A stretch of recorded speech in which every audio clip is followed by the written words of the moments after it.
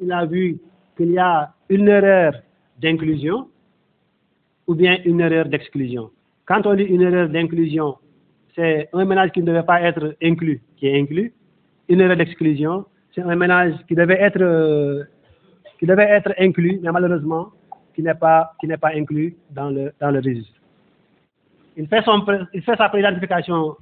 avec les membres du comité, mais peut-être parce qu'ils n'ont pas fait dans la transparence, ils ne veulent pas aller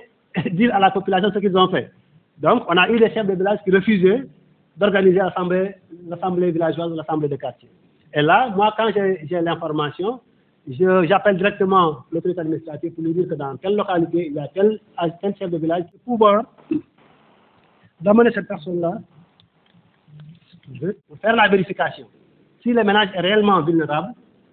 ou bien fait partie des ménages les plus vulnérables du quartier ou du village selon le quota, on va l'intégrer dans la liste des pré-identifiés et le ménage-là va être enquêté après pour intégrer le registre. Mais une fois... Mais je voudrais, à titre pédagogique, véritablement qu'on arrête un tout petit peu, qu'on souffle avant d'entamer la deuxième présentation. Donc, et après, avant de faire cette présentation-là, nous allons d'abord faire un tour de table. Ces critères-là pour vraiment pouvoir identifier les ménages les plus vulnérables de leur localité pour qu'au sortir de ce travail-là, qu'on ait un registre national unique sans reproche ou bien... Sinon, se trouve au niveau de ces comités. Parce que ce qui s'est passé la fois dernière, c'est parce que tout simplement, il n'y avait pas autour, en tout cas du délégué de quartier ou bien autour du chef de village, il n'y avait pas les personnes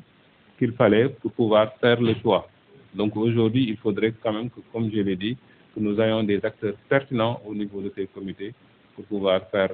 en fait correctement le travail. Maintenant, je ne vais pas très rapidement me prononcer sur ces deux présentations-là. Je vais vous donner la latitude, voilà, de voir comment vous avez compris cette affaire-là et quelles sont les questions que vous souhaitez poser, des contributions, voilà, des suggestions à faire, en tout cas pour que véritablement lorsqu'on arrivera aux autres étapes, que ça puisse se passer sans problème et qu'à l'issue, vraiment qu'on ait un excellent document qui puisse être, comme souhaité, un bon référentiel pour que les politiques sociales que nous sommes en train de mener au niveau du Sénégal puissent véritablement atteindre leurs objectifs. Voilà, donc je m'en vais très rapidement ouvrir une liste pour... Les communautés nous avaient dit que certains ménages étaient des ménages qui ne sont plus pauvres. Malheureusement, le programme de bourse de sécurité familiale n'a pas fait sa recertification. Ce qui fait que même des ménages qui étaient sortis par les communautés du RNU sont restés bénéficiaires de bourse. Bon, là peut-être ça nous dépasse, parce que nous aussi, en tant que peut-être agent de terrain, technicien du terrain, on peut faire des propositions, mais toujours est-il que à la fin c'est le politique qui décide. Donc chaque fois, depuis 2018, chaque année dans le PTBA de la délégation, on met recertification pour le PNPSF. Malheureusement, depuis 5 ans, on le met, mais on ne l'a pas encore fait. Et quand on ménage, on nous dit qu'il n'est plus vulnérable, on le sort du RNU. Normalement, on devait le sortir du PNBSF. Malheureusement, ces ménages sont toujours dans le PNBSF. Donc, nous reconnaissons qu'il y a certains dysfonctionnements au sein même de la délégation entre la direction du RNU et le programme national de bourse de sécurité familiale.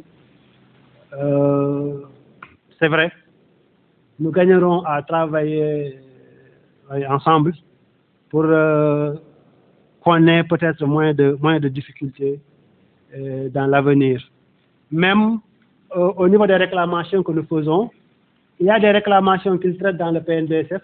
Malheureusement, ces bénéficiaires de bourse peuvent venir dire que le chef de ménage est décédé. Il fait la réclamation, on prend un autre comme bénéficiaire. Mais qui peuvent transmettre des données. Malheureusement, les deux directions, peut-être ça continue de son côté, et qu'on n'a pas encore cela, mais nous reconnaissons que ça gagnerait, ça nous permettrait vraiment de gagner en efficience et en efficacité. Je ne manquerai pas également dans mes rapports de revenir là-dessus, sur ces recommandations-là. Il y a également l'autre préfet qui parle des aspects socioculturels. C'est vrai que quand je faisais allusion peut-être à l'habitat précaire, j'ai dit que s'il y a 2 ménages vulnérables qu'on veut départager, on peut l'utiliser pour les départager. Mais également, quand je parlais des critères, j'ai dit que c'est des critères que nous avons élaborés pour faciliter aux communautés. Mais j'ai dit que les communautés peuvent évaluer ces critères-là et les modifier. Par exemple, si un critère est jugé non pertinent dans une communauté, ils peuvent ne pas en tenir compte. Et s'ils voient maintenant qu'il y a à côté d'autres critères qui sont plus pertinents, ils peuvent les mettre également sur la table. Mais là, c'était un début. On ne voulait pas peut-être partir de rien du tout. Donc, c'est un début qu'on propose. Mais on laisse maintenant aux comités de ciblage, que ce soit au quartier comme au village, de prendre en compte cet aspect socioculturel-là, la sociologie du milieu, pour pouvoir vraiment élaborer des critères qui puissent permettre de faire les meilleurs choix. waxuñu woon ne day am juróomi at programme bourse sécurité familiale la ñu waxoon day am juróomi at donc peut-être loolu jaawale bi ñuy jaawale ñaari programme yi ba léegi daf cee ñëw programme bourse sécurité familiale bi dañoo waxoon ne bu amee juróomi at ña sa nekkoon dañ leen di évaluer remplacer leen par ñeneen te sax xam naa ni ñàkk évaluation boobu mooy wax fi léegi ne def nañu ko mooy recertification bi maanaam xool ñu am bourse familiale ndax dañoo continuer néew doole ba léegi am déet ñi si néewul doole ñu jënd leen remplacer leen par ñeneen je crois que lu ñu war a def la te wax naa fi ne depuis juróomi at a ngi nii parce que 2018 la génération bu njëkk di yegg juróomi at chaque année dinañ wax ne dinañ ko def malheureusement defaguñ ko ba léegi te nag bon décision politique la waaye bokkul ak ñun li ñuy xalaat chaque année dañuy wax ne dañ ko war a renouveler liste yi malheureusement defaguñ ko RNU moom dafa ni pour tontuwaale ki waxoon périodicité bi RNU dafa ni peut-être que dafa cher pour def liggéey bi moo tax mu ni moom ñeenti at yu nekk dina ko fexe def loolu mooy périodicité mise à jour complète bi mise à jour boobu nag ñoo ngi ko tuddee mise à jour ñoo ngi ko tuddee revalidation ñoo ngi ko tuddee toilettage bi wax nañ ne mooy lan mooy ña fa liste yi ñañ fa jotoon a nekk dañ leen di indi présenté waa leen communauté bi ne leen kat yéen dañuy joxoon ñii pour nous dire qu'il faisait partie des ménages les plus vulnérables de la localité, du village, du quartier, etc. Maintenant, on va lire les noms des chefs de ménage un par un et devant chaque nom, on va mettre revalidé ou non revalidé. Revalidé, non revalidé, revalidé, non revalidé. Et parce que. Et après le travail du comité également, il faut refaire ce travail-là avec l'assemblée du quartier et l'assemblée du village. Pour dellu si ci yenn njuumte yi par exemple il parle de comme maire bi il parle de enseignants dans le RNU wax na dëgg am na ci lan moo ko indi mooy séddale bukki dafa am comité yoo xam ne dañu ne nañ bind ñun ñi bokk ci comité bi yëpp comme enseignant bi ci comité bi la bokk ñu bindaale ko alors que enseignant bi dañ ko jëloon non seulement parce que xam na dëkk bi mais parce que c'est un intellectuel pour que moom mu mën a expliquer yenn textes yi ak yenn affaires yi nit ñi parce que liggéey bi muy commencé dispositif OS bi ñu defaloon nii amagul woon on donnait le travail aux autorités administratives ñu appuyé ci action sociale pour def liggéey bi comme ay superviseurs ñu recruter ay ñu doon dem ci dëkk yi def liggéey bi c'est vrai que ak loo bëgg dañoo wax ne chaque fois à l'attention des autorités administratives chaque fois bu revalidation amee dañuy comité yi amoon nañ ba pare mais dañoo laaj préfet ak sous-préfet yi ñu wax maire yi ñu nuñ ko tuddee sax tàngalaat si je peux dire en wolof mais ñu réactiver voilà c'était le mot qu'on utilise ñu réactiver les comités maanaam arrêté yi ñu jëloon dañuy xoolaat ndax ils sont toujours peut-être parce que dañoo bëgg sax léegi xam nga arrêté bi dañoo wax ne comité bi xam nañ ñu ci war a bokk chef de village bi la imam bi la ñii la mais ñooñu ci biir dëkk ba ñan lay doon dañoo bëgg sax maire bi bu jël arrêté bi mu dem ba cité nommément bu defee chef de village tur bi représentant des imams mu def tur bi comme ça ñu xam effectivement kan moo war a ñëw ci comité bi comme ça arrêté bi tëral comité bi préfet da koy yor sous-préfet yor ko ëllëg bu sous-préfet waree valider liste bi day ànd ak feuille de présence donc sous-préfet day ñëw xool feuille de présence bi ñu bind liste bi est-ce que membre du comité bi ñoo ngi fa woon kan moo fa nekkaloon comité bi réellement est-ce que membre du comité ba ñoo fa toogoon wala benn nit rek moo toogoon wax nañ ci sax ne comme comité bi au minimum dafa war a am juróomi nit comité boobu noonu bu waree am au minimum juróomi nit préfet bu waree ñu ko yónnee liste mu xool gis ci feuille de présence du comité bi benn nit baa ñaar c'est pas représentatif donc dëkk boobu da leen war a wax ne leen ngeen defar seen liggéey parce que liggéey bi ni ñu ko defaree baaxul donc là également comité yi dañ leen war a réactiver mais dañ leen war a dem sax bi bindu nommément ñan ñoo fa war a nekk pour que ëllëg kii contrôler mu xool ndax effectivement ñooñu ñoo nga fa ce qui loolu dina ko may ba peut-être ñu am les bonnes personnes mais mën nañ am sax peut-être 5 personnes yoo xam ne bokkul ak ñu arrêté ba jëloon na ñëw comité ba on peut l'avoir donc loolu 1000 cartes yi ñu defar parce que man déjà à Kaffrine bi ma doon def suivi bi ci biir 70 000 cartes ci biir 2000 et quelques cartes yi ñu joxoon à Kaffrine gis naa fa CEC yoo xam ne am nañ bourse ak ñaari carte ba ñetti carte même nit ki dafa am ñaari carte d'égalité des chances ba ñetti carte d'égalité des chances ñetti carte d'égalité des chances génn am bourse ça veut dire que y a un travail à faire ci diggante donc j'ai eu à faire ce travail là ak Kaffrine pour ñu déjà ak Dakar pour ñu defal ma vérification action sociale déjà defal ma vérification yi mais action sociale également defal ma Dakar également defal ma suppression wu bourse yooyu noonu bu ñu defee liggéey boobu noonu dina ñu am doublon parce que am na ci dina ñi nga xam ne peut-être nekkatuñu fi décédé yi voilà dinañ am benn kii boo xam ne dina yombal état bi mu jëlaat ñi nga xam ne des nañu te dugalaguñ leen bu ñu fàtte aussi ne affaire bi également budget la bu ñu xoolee état bi avant muy yokk bourse yi nii 30 milliards la waxoon ne moom lay joxe at bu jot 30 milliards yi bu ñu xoolee 300 000 ménages à 100 000 francs le ménage par année 300 000 ménages li ñuy tax ñu doon maye mun a fay mooy bari nañu daanul fayeeku ci handicapé yi comme si yeneen boursiers yi parce que am na ñu xam ne peut-être nekkatuñu fi am na ñu xam ne peut-être bindoon nañ leen kii man am naa handicapé boo xam ne moom xamutal sax ne am na bourse parce que handicapé yi aussi am carte d'égalité des chances bu droit la mais am na si ñoo xam ne ils sont pas vulnérables du tout donc moom bi ñu ko joxee bourse moom moom mos ta fayeeku may def suivi di xool paiement yi gis ne mos ta fayeeku j'ai dit au régional de l'action sociale telle personne n'a jamais perçu mu ne ma ah non kii c'est diw sangam c'est un professeur au niveau du CM il est également directeur de cabinet d'un maire donc moom il ne savait même pas qu'il a une bourse quand on l'a informé il a écrit via l'autorité administrative pour demander sa radiation des bourses de sécurité donc mais les 300 000 là ñun on a dépassé déjà bu ñu boolee woon boursiers yeneen yi boursiers classiques yi ak CEC yi on était à 316 000 ménages te ci 316 000 ménages yooyu yu doon fayeeku bourse il y avait 25 000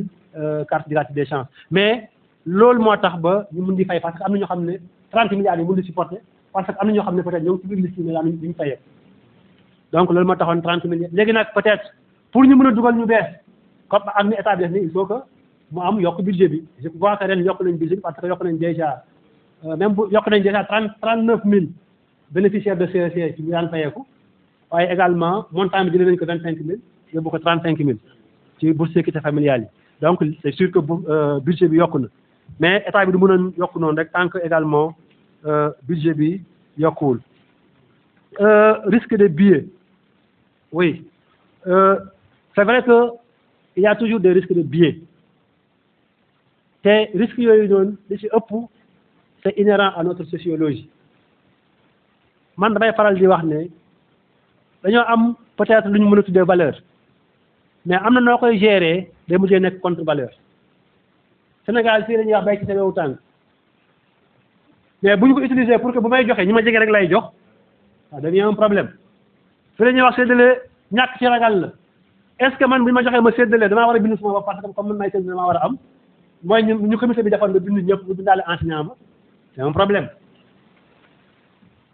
donc dafa am ay wax yu fi nekk yoo xam ne on les prend pour des valeurs mais am na foo ko appliqué day nekk contre valeur loolu moo tax nag ba dué yi des fois aussi du jafe muy jafe dindi ñun li ñu mën peut-être mooy préfet sous-préfet service technique délégation superviseur relais forum civil li ñu mën mooy fexe ba mu wàññeeku mu nekk le minimum possible mais sànq bi may conclure wax naa ñu fexe ba am zéro kii mais xam naa ne mënut a nekk ma ne le minimum parce que xam naa ni moom zéro erreur d'inclusion mënut a nekk mais nañu fexe ba def contrôle bi ba nga xam ne ni au moins dinañu am gën ngaa ñëw bu dee ne communauté bi moo war a dëggal wax naa leen sànq le cas de Malem communauté bi waroon a valider moom moo def loon nit ñi erreur pour dire que lu jafe nii ci lañ jëm mais également problème yi ñu passé woon yu si bari ñàkkoon xam la wax naa fi ne am na ñu doon bindu di binduwaat parce que ñoom dañoo yaakaaroon ne ñu bindu si bourse tant que amuñ bourse dañuy continuer di bindu donc loolu aussi da doon yokk doublon yi alors que léegi nit ñi dañoo war a def sensibilisation bi ñu xam ne binduwuñ ci ay bourse mais dañuy bindu ci RNU et que njël bu nekk benn membre am kese moo ko ci war a représenter. Rencontre régulière oui je crois que suñu superviseurs yi fi nekk déjà yaakaar naa déjà am na par exemple Mamata Niang on la connaît mais même ñeneen ñu xamul ñu fi miinul peut-être parce que seen présence melul fi comme ni fi présence ma nekk parce que dafa am sens dëkk biir Guinguinéo nekk ak autorité ak service technique yi mais ci yeneen commune également am nañ fa ay superviseurs et que je crois que day baax ñu fexe ba liste superviseurs yi ak ku nekk zone ba muy intervenir am na ko fa laajte bu ñu leen di jëlee mooy dañuy xool ku dëkk ci gox parce que relais bi également liggéey bu muy def c'est un travail bénévole il n'est pas payé donc boo ko jëlee kenn fu dëkk feneen fu sori pour mu war a def déplacement yi pour mu war a def lii pour mu war a dem ci feneen fu sori lu ci génn comme ni ñu ko waxee mais également loolu également gis nañ ci ay jafe-jafe gis nañ ne relais dina dëkk ci dëkk comité bi dina naka su dul noonu parce que chef de village bi nijaayam la yenn yi bari du ko mën a wax que bu ñu gisee soit relais bo parce que dafa am ñaari niveau mooy relais boo xam ne dem nañ ci dëkk. Parce que c'est clair, hein, il y aura sûrement des préoccupations qui seront soulevées, ou bien durant en tout cas le processus, ou bien sur d'autres aspects. Et les gens voudront sûrement comprendre. Et je ne pense pas qu'il y ait peut-être une personne plus habilitée que vous au niveau du département pour parler en tout cas de ces questions. Donc vous serez sûrement interpellés. Voilà, donc, et comme j'ai dit, hein, vraiment, vous avez fait le tour et les choses sont maintenant très claires. Ce qui reste à faire, c'est qu'un dispositif soit mis en place au niveau aussi bien communal qu'au niveau des quartiers. Déjà que les gens puissent aller dans le sens d'anticiper. Je pense que les gens comme Forum Civil essaient d'aller dans l'anticipation, essaient d'identifier des acteurs, en tout cas vos représentants au niveau des différents communes, ensuite au niveau des quartiers, voilà, d'ores et déjà. Ceux qui sont aussi les maires aussi, très rapidement, pourquoi pas, pour asseoir en tout cas des garanties de transparence dans le travail qui se fera au niveau des quartiers, aller dans le sens déjà d'identifier des gens qui vont vous représenter. Bien sûr, les autorités administratives aussi, je pense qu'ils peuvent d'ores et déjà, parce qu'ils connaissent des acteurs qui, à la base, peuvent véritablement, en tout cas, accompagner le processus. Donc, c'est ce qu'on attend en tout cas des différents acteurs. Vous êtes tous des relais par rapport à ce qui vient d'être dit. Faites de sorte quand même que chaque fois qu'il y a des difficultés aussi, que vous puissiez nous remonter pour qu'on puisse régler ça de telle sorte. Mais aussi, je pense que les étapes à venir, comme je l'ai dit, c'est encore renforcer cette communication-là. Donc, ça va continuer sûrement. Je ne sais pas, vous faire de sorte que véritablement les personnes qui sont les véritables cibles de ces politiques sociales puissent être véritablement atteintes. Parce que nous avons constaté, nous tous, véritablement, qu'il y a des biais, en fait, dans le choix à l'époque des bénéficiaires, en tout cas de bourses de sécurité familiale. Et tout cela, il faudrait peut-être qu'on réunisse les conditions pour réduire, comme l'a si bien dit M. Ndiaye, On ne peut pas aller vers zéro absence d'inclusion, mais c'est sûr et certain qu'on peut réduire à un niveau véritablement bien acceptable, en tout cas c'est biais. Donc chacun d'entre nous a un rôle à jouer. Donc véritablement vous remercier tous pour dire que peut-être que les gens, de part et d'autre, puissent savoir chaque fois ces raisons garder pour ne pas en tout cas remettre en cause ce qui est le plus essentiel. Voilà, donc merci encore et comme j'ai dit, continuons à prier pour le pays qui pourra véritablement participer au concert des nations pour que en fait l'humanité soit une humanité qui réponde à ces critères d'humain véritablement. Donc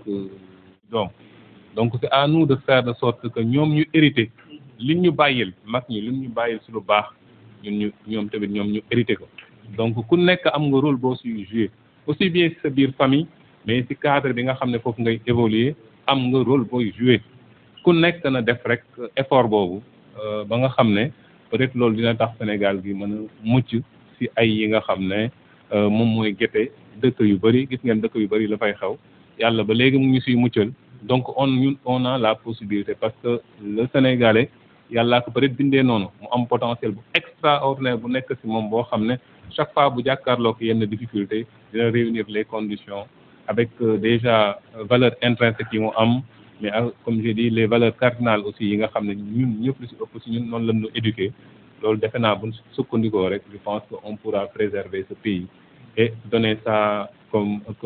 un héritage, un pays stable, un pays de paix et un pays développé à nos enfants. Voilà ce que je voulais dire. Merci encore et à la prochaine. maa ngi tudd Papa Mor Ndiaye nekk coordinateur régional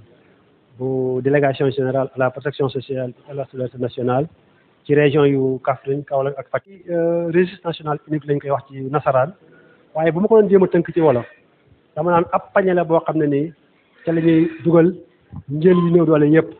ngir bu programme ñëwee pour war a dimbali waate mun a seppi ca ñooña jël leen mun leen laa dimbali.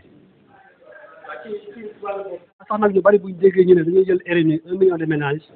dina leen jaaxal ndax est-ce que duñ laaj sax ndax Sénégal ñàkk gi daf see gën a métti waaye demeewul noonu ñun ñoo soppi fi ñu daan nattee bi ñuy commencé tabax RNU bi dañoo njëkkoon a jël yi gën a néew doole njël yi gën a ñàkk ñu jógee ci njël yi gën a ñàkk jël njël yi ñàkk kese jógewaat ci njël yi ñàkk nag dem ci njël yi nga xam ne peut-être que am nañ tuuti lu ñuy suturloo waaye amuñu kattan lool te am na lu tuuti rek bu leen dabee dañuy daanu ci ñàkk gu metti ñu ne nag léegi dañ fexe ba boole njëli ñàkk trop yi ñàkk mais ñàkk gi demeewul noonu trop waaye ñi nga xam ne aussi xaw nañoo néew doole ñu boole leen ñoom ñëpp nag dugal leen ci RNU bi moo tax ñu ne dañuy dem ci million ménage million ci ay njël xam naa sax teg na tuuti bu ñu pare ciblage bi maanaam tànn gi dafa am ñetti niveau yu ñu koy defee bi ci njëkk mooy ciblage géographique bi maanaam fexe ba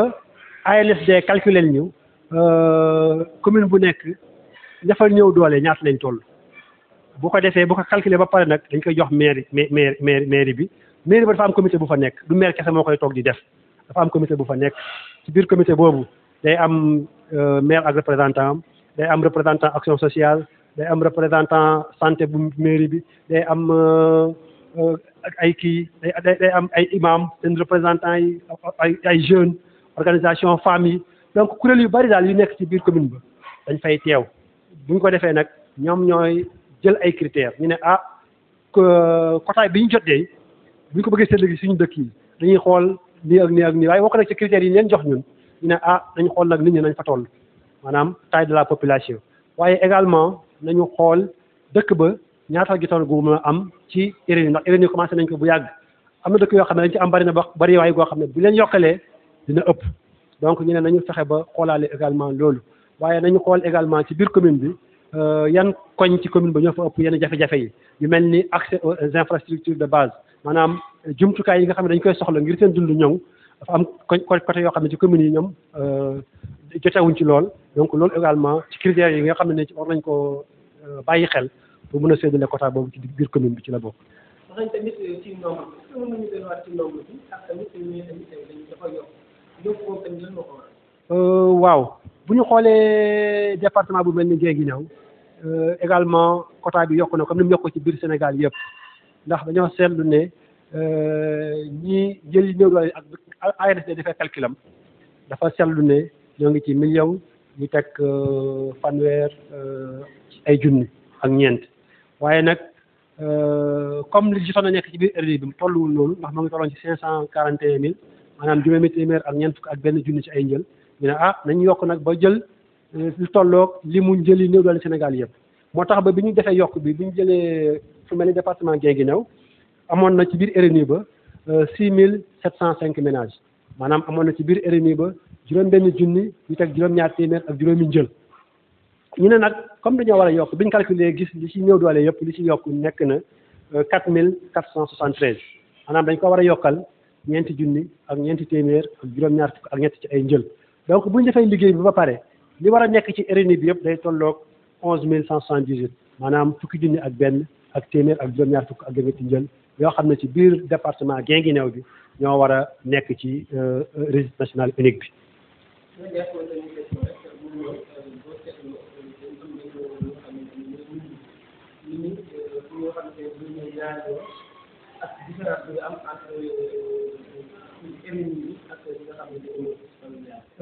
jërëjëf loolu dinaa ci sawar a wax ndax nit ñi dañuy faral di jaawalee RNU ak bourse familiale loolu sax tax na ba bu njëkk ba bu ñu daan bindu dañuy bindu yaakaar ne dañuy am bourse par force donc bu ñu bindoo ren amuñu bourse bu déwénee bu ñu waree bindu ñu binduwaat ginnaaw déwén sax